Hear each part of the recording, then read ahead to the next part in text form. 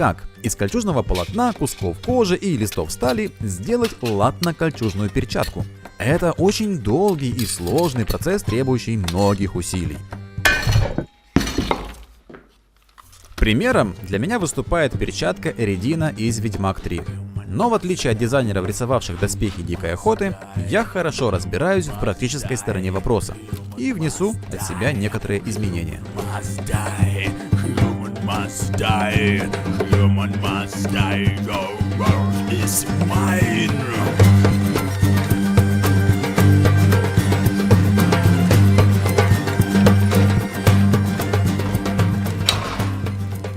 Отрываю кусок стали марки 30 КГСА толщиной 1,2 мм и начинаю придавать форму с помощью пресса. Пресс управляется ногой специальной педалькой. Давление, которое создается, примерно 20 тонн, и нужно быть очень внимательным, чтобы пальцы не попали под бойки. Но для того, чтобы выгнуть такой тонкий лист, совершенно не обязательно использовать пресс, а можно обойтись и просто ручным инструментом. Для нагрева я использую резак на пропане и кислороде. Это идеальный вариант быстрого и локального нагрева тонколистовой стали. Он, конечно же, не может прогреть большие массы или объемы, но мне этого и не нужно. Все, что мне нужно, это пятно диаметром в дециметр. Перед началом работы я сделал полноразмерную модель из пластилина, для того, чтобы по этой форме делать бумажные выкройки. Перчатка состоит из 24 деталей, и создать выкройки с нуля будет очень тяжело без объемной формы.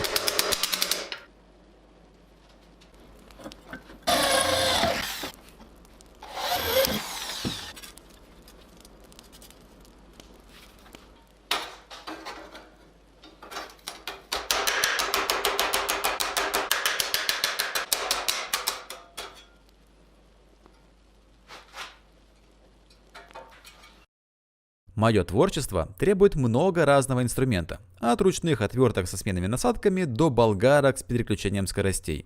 И мне повезло, компания Intertool решила поддержать мое хобби и предоставила свой инструмент, чтобы я оценил. Я всегда работаю с другой болгаркой, но в этой мне нравятся небольшие размеры и регулятор скорости. Некоторые работы проще и безопаснее делать на пониженных оборотах. Я пользуюсь этой УШМ уже четверть года, и, как по мне, соотношение цены и качества тут очень хорошее. Я действительно удивился. А на сайте intertool.ua вы сможете найти инструменты под любую задачу. Компрессоры, домкраты, лестницы. Все это по ссылке в описании.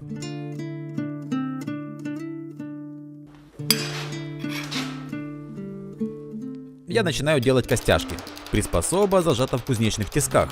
В отличие от слесарных, кузнечные тиски не боятся ударов по ним, поэтому все мои приспособы имеют специальные выемки для фиксации.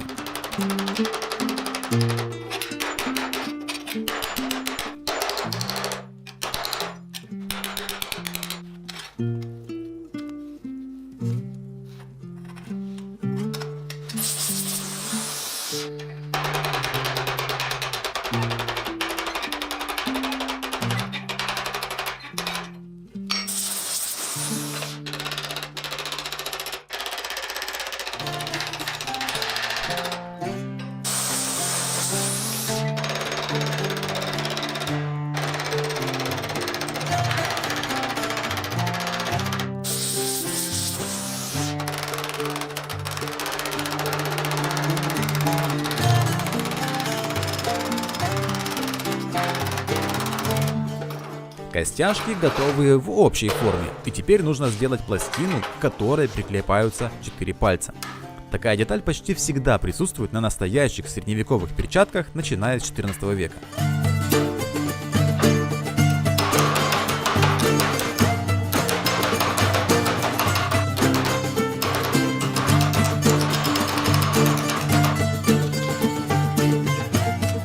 Если приклепывать пальцы к самим костяшкам, то не будет достаточного хода при открытии и закрытии руки. А чтобы хорошо подогнать эту пластинку, я пробиваю все вместе на горячо.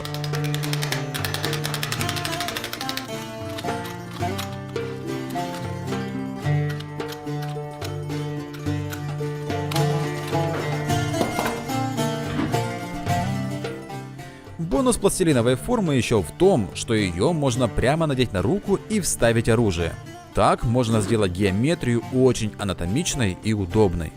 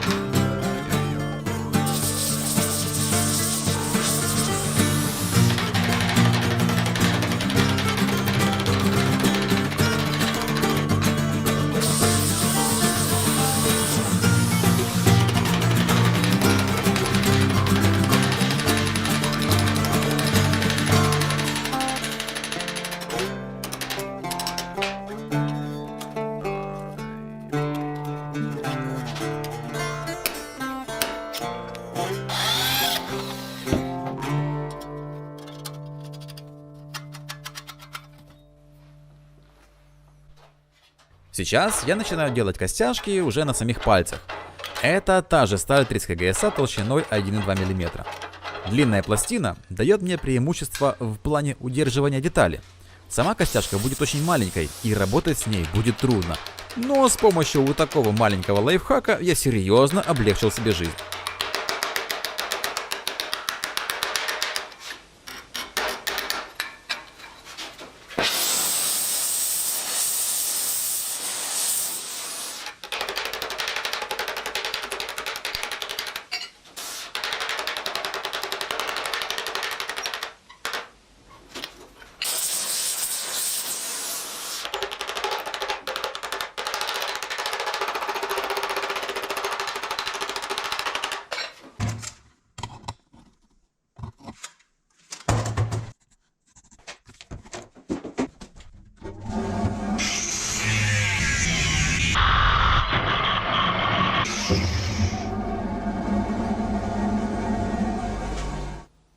По такому же принципу сделал еще 4 костяшки. Даже удивился, насколько легко делать таким методом маленькие детальки.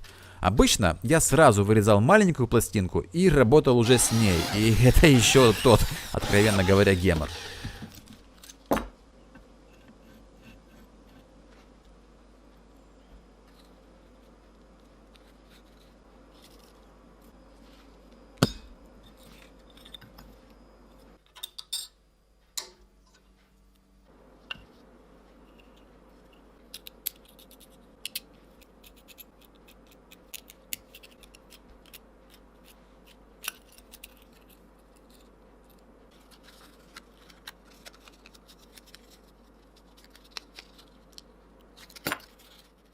Фаланги и кончики пальцев делаю уже из листа толщиной 1 мм. Тут я решил не применять магию рептилоидов, а показать, как вырезаю деталь ручными ножницами по металлу.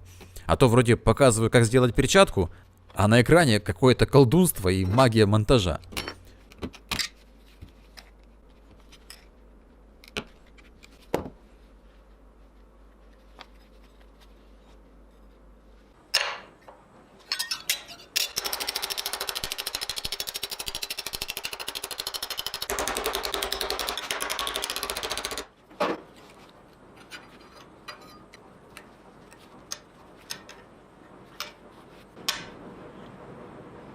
После придания выпуклой формы провариваю стык, а затем зачищаю сварной шов пальцем. Последняя фаланга в форме колпака создает надежную защиту. Теперь железная часть пальца будет упираться в рукоять оружия, и при ударе по ногтям уже не будет больно.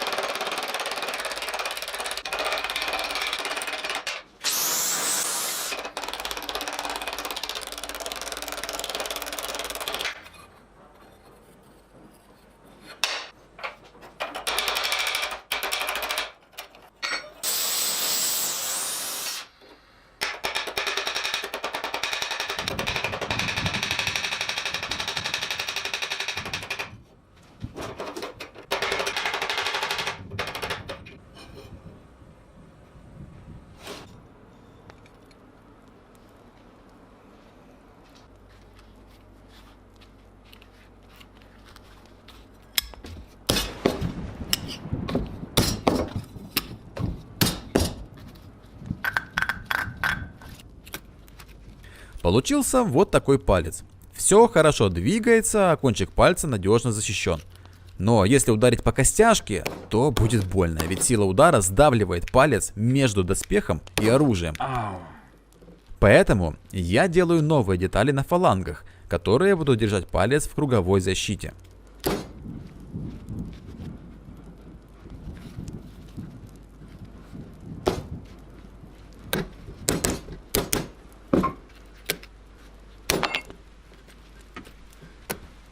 Вот теперь сила удара не передается пальцу, а передается оружию в руке. Пришло время собрать все детальки вместе и оценить проделанную работу. Надеваю кольчужную перчатку и проверяю, как все двигается вместе с ней. Ладонь теперь не боится порезов, нож на видео заточенный. Рукоять оружия можно плотно сжать и удерживать его довольно комфортно. Подвижность пальцев сносная. Не идеальная, но показать древние рыцарские символы позволяет. Теперь нужно добавить грани и ребра. Для этого я сделал шпирак в нужной форме и на горячо проковываю деталь. Единственный способ удерживать такую маленькую деталь оказался вариант с двумя гвоздями, вставленными в отверстие костяшки. Вы можете заметить, как много ударов мне понадобилось, чтобы отбить одну грань. Но не буду вас утомлять, ведь на самом деле тут ничего такого сложного, и это можно сделать на холодно вообще с одного удара.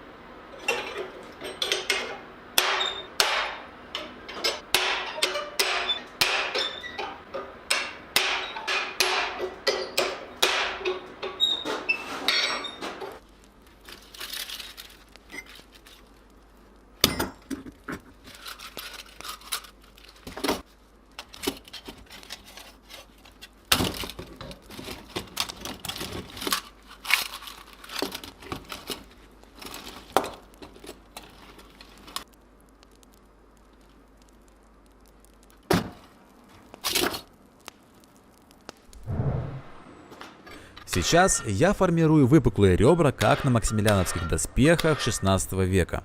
На оригинале эти ребра направлены не наружу, а в сторону тела. Ну, как по мне, лучше все-таки сделать с отсылкой на реально существовавшие доспехи. Дизайн при этом не испортится.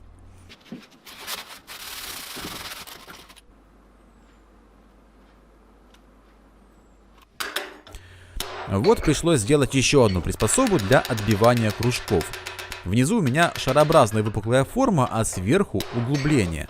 Это отсылка на дизайн из игры. На настоящих средневековых перчатках я вот такой прям не встречал. Но нужно отметить, что в 16 веке было сделано много вычурных доспехов, а некоторые из них прямо имитировали тогдашнюю одежду. Правда, такие доспехи применялись только для писькомерства, а не для войны. Но мой вариант будет вполне функциональным, ну и тоже для писькомерства.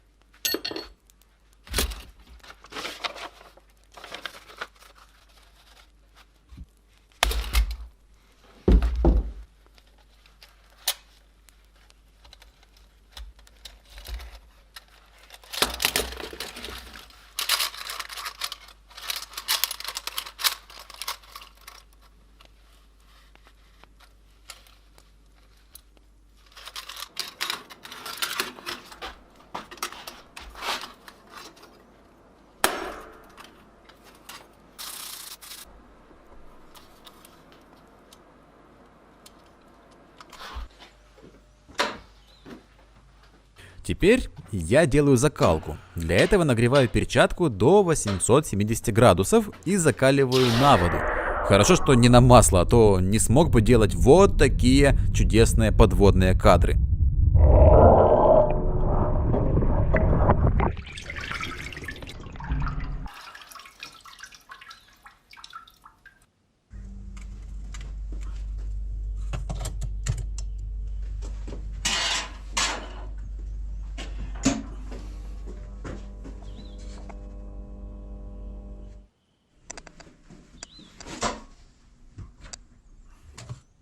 После закалки делаю отпуск, для этого нагреваю до 300 градусов.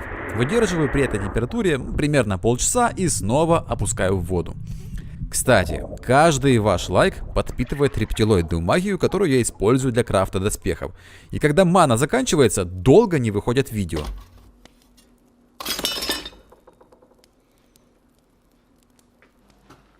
После закалки на поверхности много крепко застывшей окалины.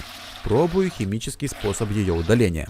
Для этого размешиваю воду с кислотой, 6 литров воды и 1 литр ортофосфорной кислоты. На экране вы видите метод научного тыка. Я не знаю, в каких пропорциях нужно смешивать для лучшего результата. Но нагуглил, что важно сначала налить воду, а потом в нее добавлять кислоту, а не наоборот. А еще, когда пошла реакция на окалину, выделяется какой-то газ, и над ведром стоять невозможно. Поэтому перенес ведро к мощной вытяжке. Примерно за полчаса раствор сожрал окалину, и я тщательно промыл все водой.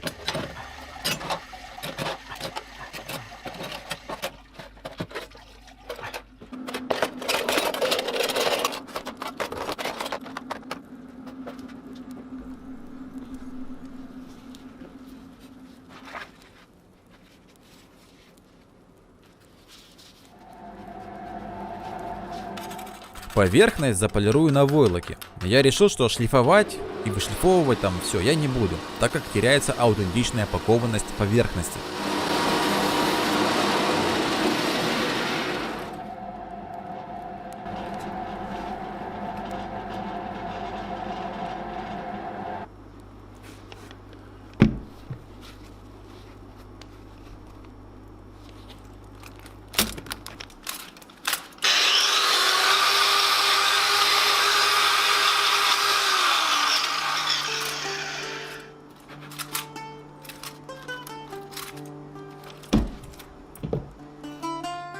Изнутри задуваю все краской, чтобы перчатка не ржавела. Все доспехи нужно так красить, а то от пота будет ржавчина, которая будет пачкать одежду.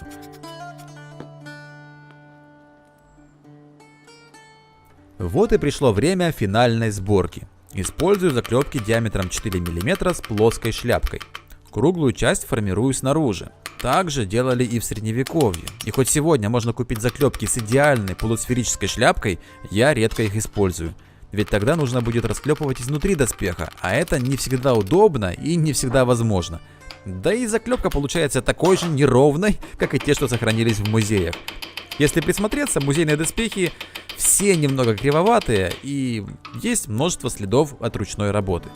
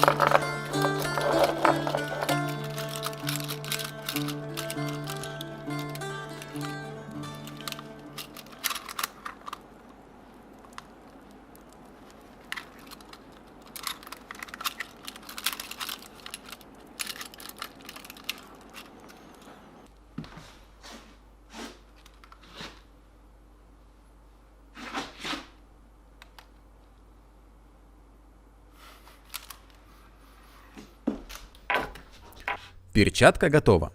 Теперь нужно все проверить. Надеваю кольчужную перчатку, делал ее, понятное дело, не сам, а просто купил. Такие используют при разделке мяса. Кстати, о мясе. Благодаря щедрейшим господам, имена которых вы созерцаете в левой стороне экрана, я тоже имею возможность иногда есть мясо. Спасибо, что не забываете. В общем, как показывают небольшие тесты, в кольчужной перчатке и латной перчатке, в целом как-то можно держать оружие. Хотя, откровенно говоря, мне там дискомфортно. Я, конечно, этого не показываю лицом, но не могу сказать, что я идеально легко удерживаю оружие. А небольшие тесты с ударом шестопером по перчатке показывают, что, ну, в общем, это не очень приятно, откровенно говоря. Конечно, это защитит вас от перелома, но, в общем-то, дискомфортно. Но если надеть мягкую кожаную перчатку, то хват становится намного комфортнее. И удерживать оружие реально стало легче, и управление оружием улучшилось. А еще теперь с таким смягчением я действительно комфортно себя чувствую. То есть кончики пальцев вообще ничего не чувствуют, потому что там колпачки. И те места там, где у меня закольцованные пальцы, тоже совершенно ничего не чувствуется. Реально чувствуются удары, ну вот в районе костяшек кулака, ну вот эти костяшки 4, да? Ну и по сути по всем остальным пластинам реально нормально держит удар. А в следующем видео, в разборе этой перчатки, это будет чисто говорильное, разговорное видео, я порассуждаю на тему того, почему таких перчаток не было в истории, могли бы они быть и было бы это удобно, и расскажу о том, почему изменил некоторые технические решения оригинальной перчатки Эридина.